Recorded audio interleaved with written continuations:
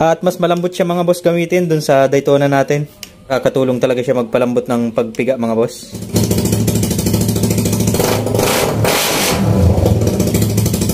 Okay mga boss, good day. Welcome na naman din sa ating panibagong video. At for today's video mga boss, magpapalit pala tayo ng throttle ni Yuri. Dahil naka dual carb tayo, magpapalit din tayo mga boss ng dual throttle. Ayan. Ito. At nakakabit na naman pala yung dual carb ni Yuri mga boss. Ikinabit natin. Ayan. At wala siyang cable, wala yung throttle mga boss. Ito.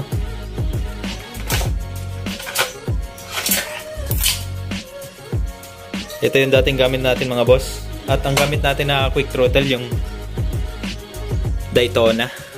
Ito mga boss yung rig na Daytona yung gamit natin. So tatanggalin muna natin to, tapos gagamitin lang natin to sa single carb. Bibili tayo ng single carb mga boss para mas maayos natin na rolling si Yuri sa mas malayo. Ito kasi mga boss na dual carb, medyo alanganin siya sa malayuan mga boss. Kasi pag umulan, hindi na natin magagamit, mapapasok siya ng tubig. Ito pala yung gagamitin natin na quick throttle mga boss. Yung Yamaha quick throttle na pang dual throttle body ito mga boss. Gagamitin natin dito sa dual carb natin. Ayan. At mas mura lang pagkakabili natin nito mga boss kaysa dun sa Daytona natin na orig. Kaya mas gusto ko itong dual kasi mas maporma siya kaysa para sa akin mga boss. Kasi dual siya. Mas detailed siya. Mayroon na rin pala siyang kasamang dalawang cable. Ito. Pero hindi natin ito mga gamit mga boss. Ipapamigay na lang natin ito sa may kailangan. Ayan, mayroon na rin siyang kasamang ganito. Magagamit natin yan. Bumili na rin pala ako ng dalawang cable mga boss. Ito, kaya di na natin magagamit yung kasama niya. Kailangan kasi natin ng mas mahabang cable mga boss. Kaya bumili tayo ng dalawa nito na universal cable. At itong hose clamp or cable clamp, bumili tayo ng dalawa. Switch pa lang brand. So yun lang mga boss, bago pala natin simulan itong ating video, kung di ka pa nakasubscribe, pa-subscribe at pa-share naman ang ating video para mas marami pang makapanood, at pa-follow na rin sa atin sa Facebook. So unahin pala natin tanggalin mga boss itong ating Daytona. Naka-cone type pala ito na white bolts.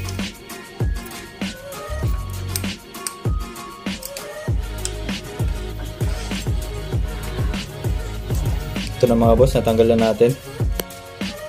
At iti-test fit muna natin yung dual throttle natin.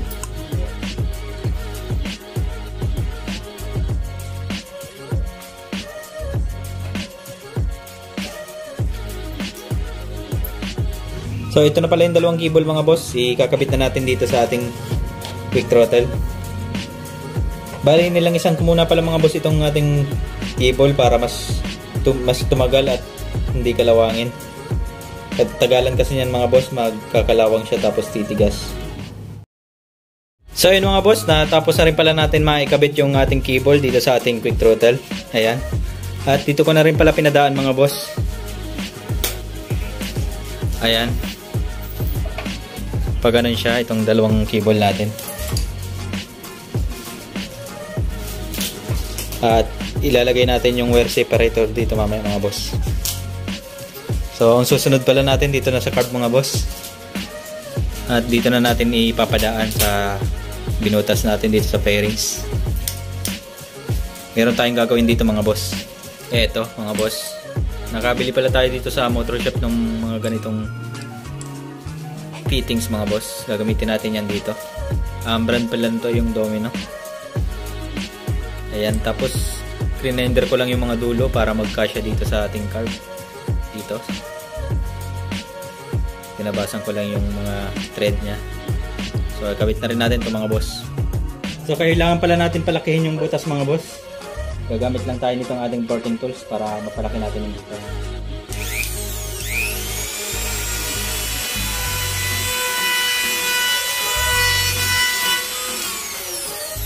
So konti lang naman yung kailangan nating buwasin.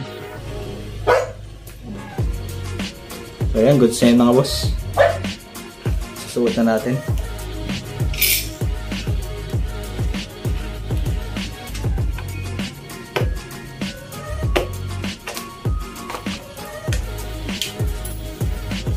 So matapos pala natin maipasuot mga boss itong ating cable, puputulan na natin gamit yung ating grinder.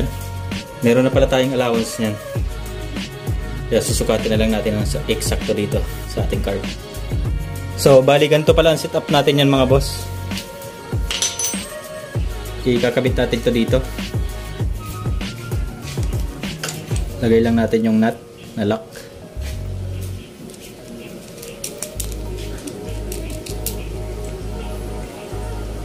At higpitan na natin mga boss, gamit tayo ng 15 na yabe. Right, good sa mga boss. Kabila naman.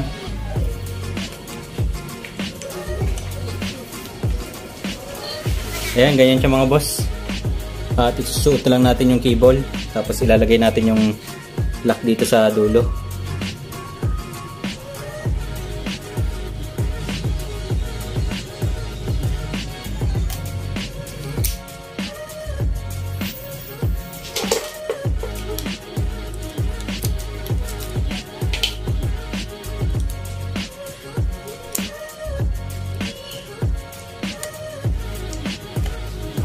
So yun mga boss, ito na pala yung magiging fitment nya, ganyan. At lalagyan na lang natin dito ng wire separator, saka dito sa kabila. Taas, yan. Pero kulang pa to sa adjust mga boss, bali extend pa natin to o puputulan pa natin tong cable natin. Maluwag pa siya mga boss. So ayun mga boss, goods na rin pala yung ating cable na putulan na rin natin mga boss. Ayan, at nahigpitan ko na rin dito.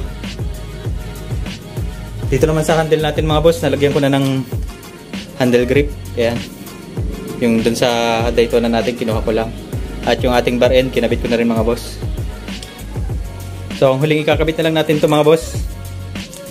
Itong ating sweet na wire separator or cable separator mga boss.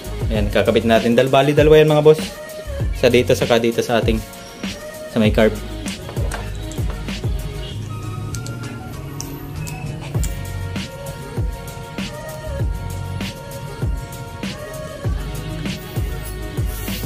So yun, goods na pala yung pinagkagawa natin. Ayan, dito sa ating throttle mga boss, napaka-pogi. Nagdag talagang detalye. At dito sa ating carb, ganyan mga boss. Ayan. Yan sa ibang angle mga boss, ayan ganyan. Dagdag detalye talaga mga boss. Mas pogi talaga yung dalawang cable.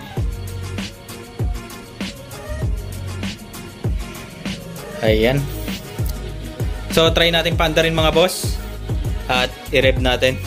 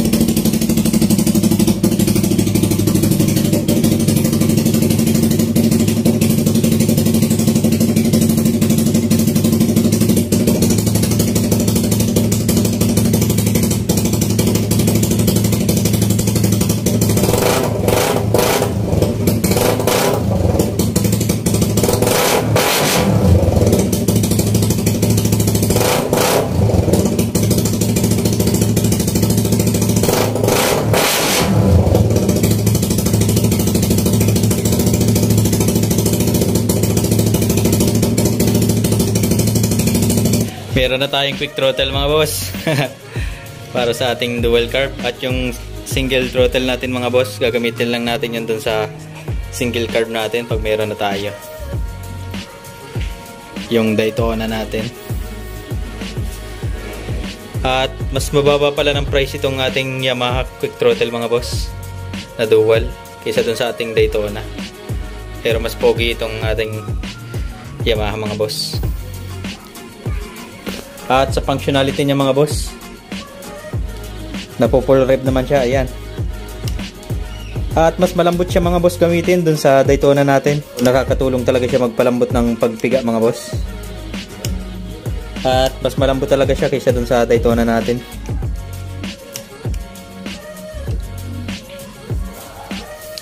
At nga pala mga boss, yung dual carb natin, dalawa talaga yung lagayan niya ng cable. Sadya talaga siyang dalawa. Sa mga magtatanong mga boss, baka kasi sabihin nyo mga boss, ginawa pa nating dalawa pwede namang isa. So, naka-design talaga ito mga boss sa dalawang cable. Ayan, ilagayan talaga siya ng dalawang cable. Hindi natin yan ginawa. So, sadyang ganyan talaga yan. Dahil may nabibili naman na mumurahin na mga dual mga boss. So, bumili na lang din tayo. At nagdagdag pa yung detalye natin. Ayan. At sa mga tropa natin dyan, mga naka-dual carb, sa mga boss natin, yun, shoutout sa inyo mga boss. Meron kayong idea na naman na makakukuha. So, pwede nyong gayahin, pwede nyo rin i-upgrade, walang problema. Ayan. At napaka-pogi. At sa mga silent viewer pala natin na mga boss, yun, kung di ka pa nakapalo at nakasubscribe sa ating YouTube channel, pa-follow at pa-subscribe naman mga boss. Maraming salamat. At hanggang dito na lang pala ang ating video. Sana nagustuhan nyo yung video natin ngayong araw. So, yun lang. Peace out.